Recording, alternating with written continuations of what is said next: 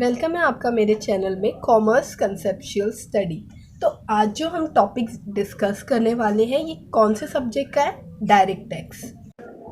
ये जो टॉपिक है ये मैंने भी पढ़ा था मेरे मास्टर लेवल एग्ज़ाम के टाइम पे, और ये मेरे एग्ज़ाम में भी आया था। इवन ये मेरे TY थर्ड ईयर के एग्ज़ाम में भी आया था और मास्टर्स में भी आया था। तो इसलिए मैं बता रही हूँ ये टॉपिक बहुत ज़्यादा इंपॉर्टेंट है, तो आपको इस पर ध्यान देना।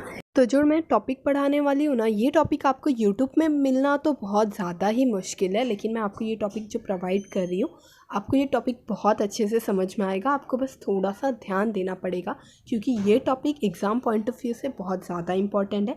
ये 15 से 20 मार्क्स लेता है, ज़्यादा से ज़्यादा, और कम हम इसका बता देंगे आपको कि इसका कितना आएगा। तो आप प्लीज़ इस टॉपिक पे प्लीज़ ध्यान दीजिए, आपको बहुत अच्छे से समझ में आएगा। तो मैं ये टॉपिक आपका कंटिन्यू करती हूँ स्टार्टअप को।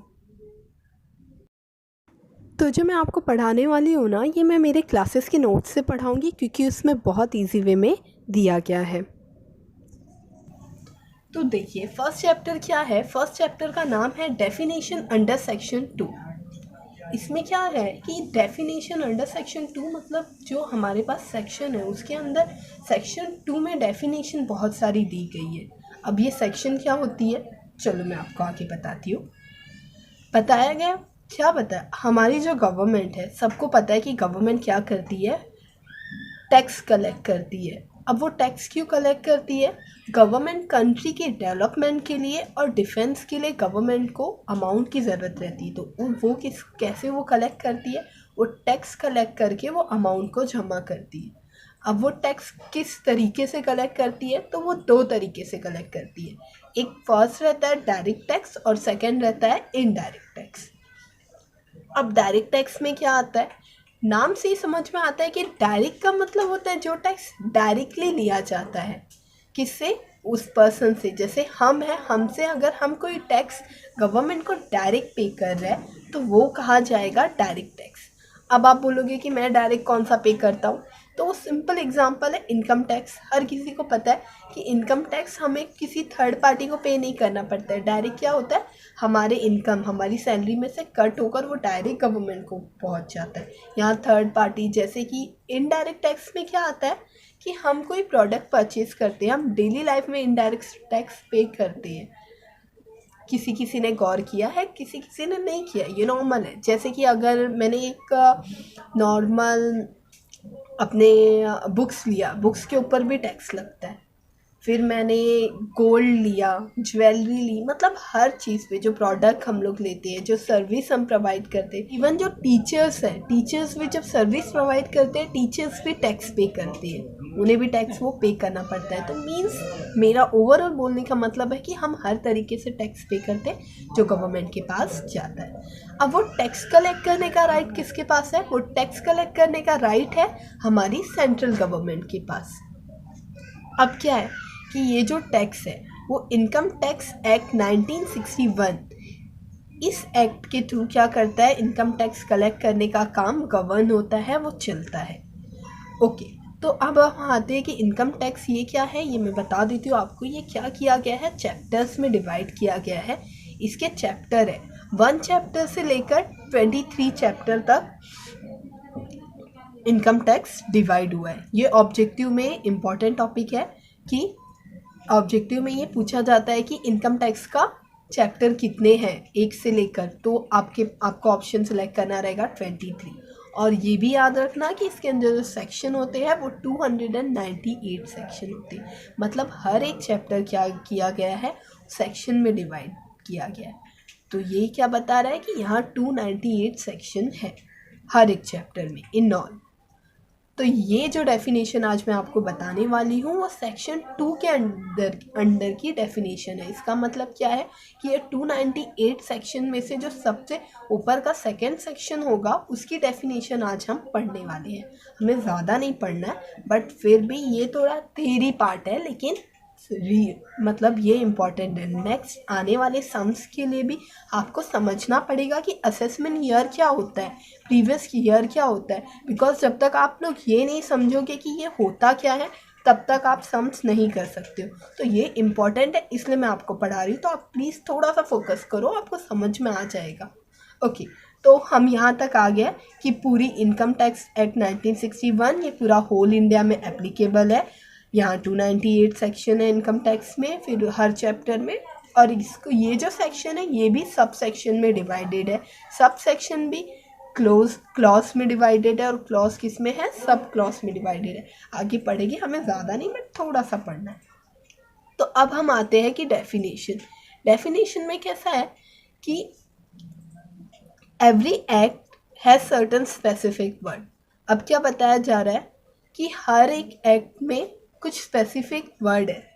डेफिनेशन से स्टार्ट करते हैं। तो डेफिनेशन में क्या बताया गया है कि हर एक वर्ड जो एक्ट है उसमें जो भी वर्ड है उस स्पेसिफिक वर्ड का कुछ मीनिंग है जिसको हमें अंडरस्टैंड कर लेना बहुत ज़्यादा इम्पॉर्टेंट है। तब हमें समझ में आएगा कि वो लॉ के हिसाब से बोलना क्या चाहता है। तो हमारे पास जो डेफिनेशन होती है, कुछ होती है एग्जॉस्टिव डेफिनेशन और कुछ होती है इंक्लूसिव डेफिनेशन।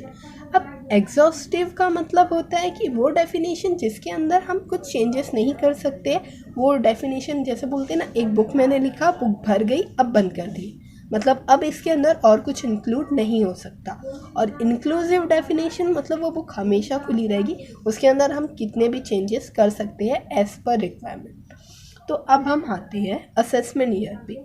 असेसमेंट ईयर में अब उसका डेफिनेशन कहाँ दिया गया है, अंडर सेक्शन 2 सब सेक्शन 9। अब अंडर सेक्शन 2 सब सेक्शन 9 में असेसमेंट ईयर को डिफाइन किया गया है।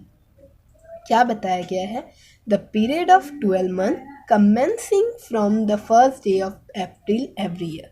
मतलब 12 मंथ का वो साल जो क्या करता है, हर एक अप्रैल, फर्स्ट डे अप्रैल से स्टार्ट होता है। इसका मतलब ये पीरियड का मतलब एक टाइम हो गया कि 12 मंथ का पीरियड जो क्या कर रहा है, फर्स्ट अप्रैल से स्टार्ट हो रहा है। मतलब हमारा वही फाइनेंशियल ईयर फर्स्ट अप्रैल से स्टार्ट होकर 31 मार्च को जो ख़त्म होता है उसको हम क्या बोल देते हैं, असेसमेंट ईयर। अब असेसमेंट ईयर का क्या बता रहा है कि assessment year begins on 1 April every year and and on 31 मार्च।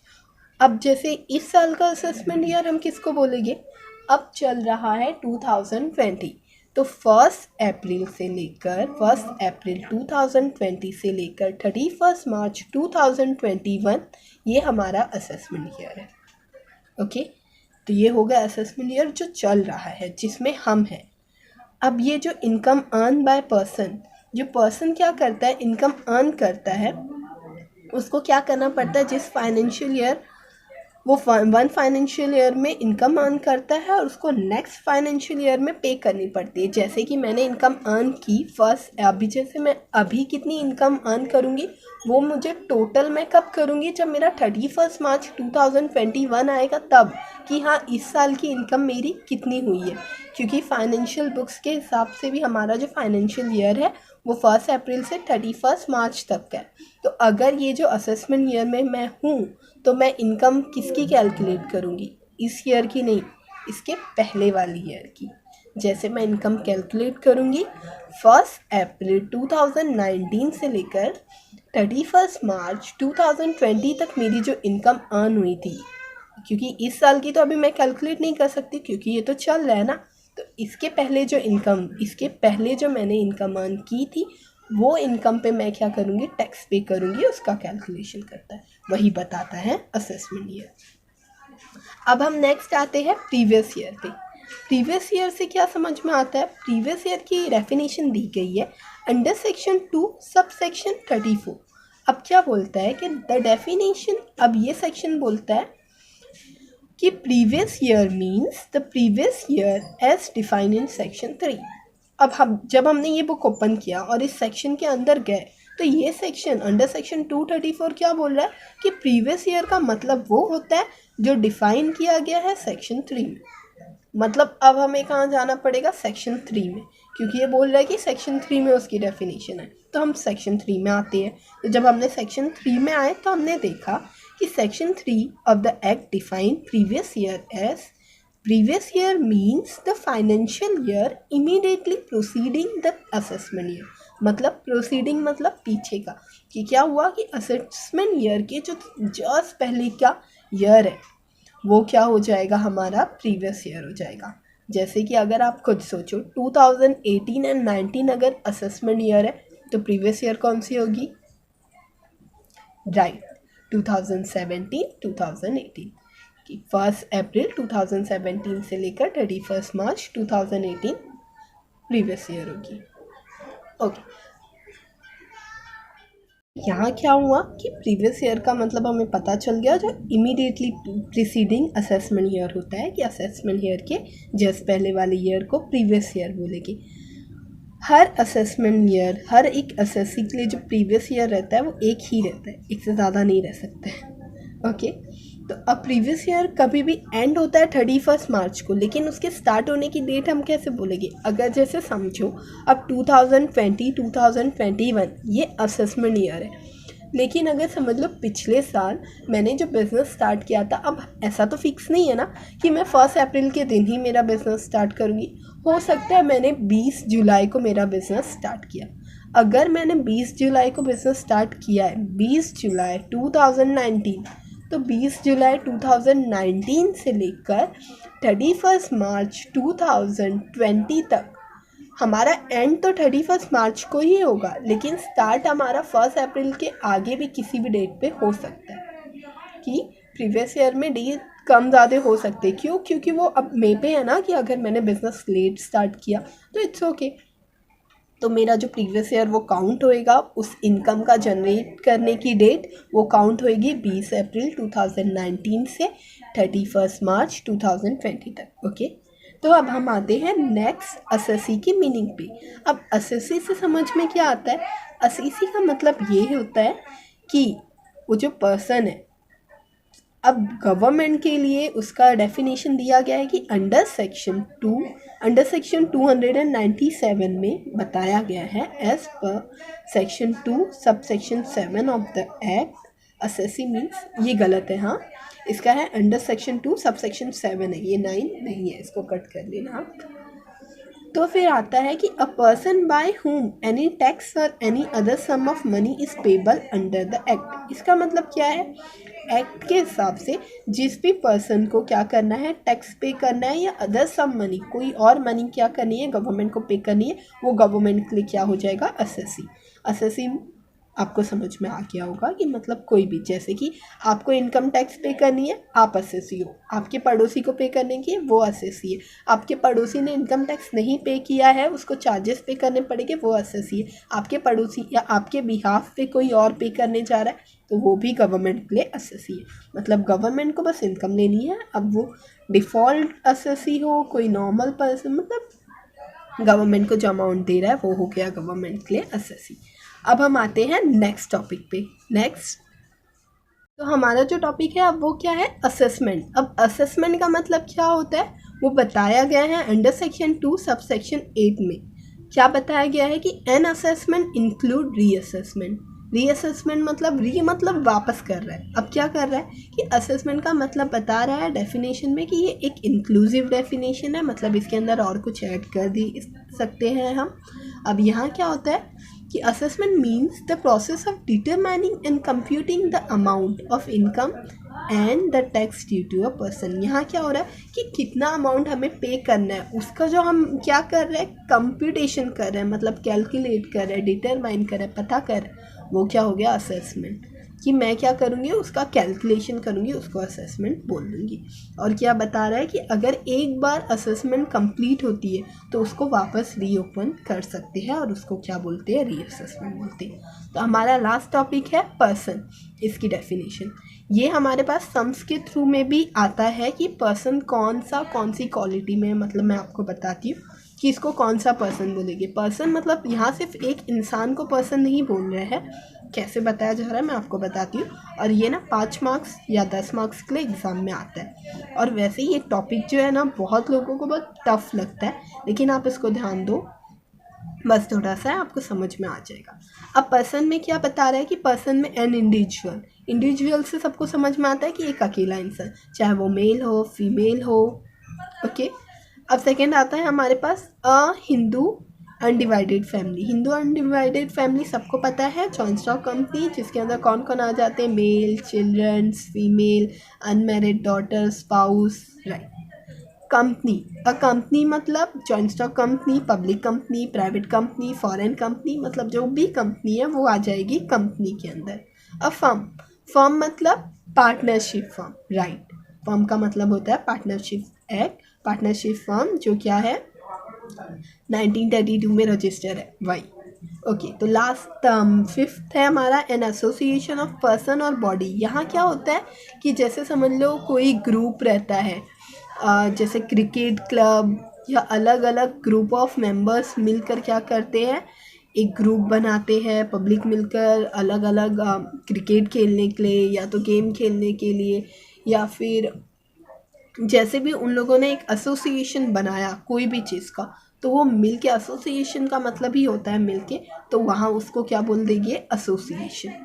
आगे हमारा आता है a local authority. Local authority से क्या समझ में आता है कि ये जो म्यूनसिपल कॉरपोरेशन है, ग्राम पंचायत, राइट, ये सारा आ जाता है लोकल अथॉरिटी में। हमारा सेवेंथ एंड लास्ट है एवरी आर्टिफिशियल जुरिडिकल पर्सन। यहाँ क्या बता रहा है कि इसके अंदर मतलब हमारे पास not falling within any of proceeding, जो इन सब में नहीं आएगा वो किस में आ जाएगा, एवरी आर्टिफिशियल ज्यूरिडिकल पर्सन में आ जाएगा। तो मैं आशा करती हूँ कि आपको आज का टॉपिक समझ में आया हो, और अगर आपको देखना है तो आप ये भी देख सकते हो, ये कुछ एग्जाम्पल दिए गए हैं कि विनाशाह क्या है। तो आप खुद से सोचो विनाशाह किस में आएगी, इंडिविजुअल में आएगी, कंपनी में आएगी, फर्म में आएगी। ये कुछ एग्जाम्पल है, आप इसका स्क्रीनशॉट ले सकते हो और घर पे प्रैक्टिस भी कर सकते हो, क्योंकि ये क्वेश्चन एग्जाम में आते हैं कभी कभी, फिक्स नहीं है बट आते हैं। क्योंकि अकाउंट्स का जैसे फिक्स नहीं होता है वैसे ही टैक्स का भी उतना फिक्स नहीं होता है। लेकिन ये टॉपिक बहुत इंपॉर्टेंट है। इस टॉपिक के अगर आपको ये टॉपिक समझ में नहीं आया, मतलब आपके 20 मार्क्स के, तो पहले आपको ये समझना पड़ेगा, तभी हम नेक्स्ट टॉपिक पे जंप कर सकते हैं, आगे जा सकते हैं। तो आप प्लीज़ इस वीडियो को एक बार और अच्छे से, अगर नहीं समझ में आया तो थोड़ा सा ध्यान से वापस जाकर देख लीजिए, आपको समझ में आ जाएगा। मैं आशा करती हूँ आपको सब समझ में आया हो। अगर आपको कोई डाउट हो तो प्लीज़ मुझे कमेंट करो, मैं आपको एकदम इजी वे में कुछ समझा दूँगी चाहिए तो। और अगर आपको मेरा चैनल, मेरा टॉपिक समझ में आ रहा है तो आप प्लीज़ मेरे चैनल को सब्सक्राइब करो, लाइक करो और शेयर करो। Thank you. आज के लिए बाय।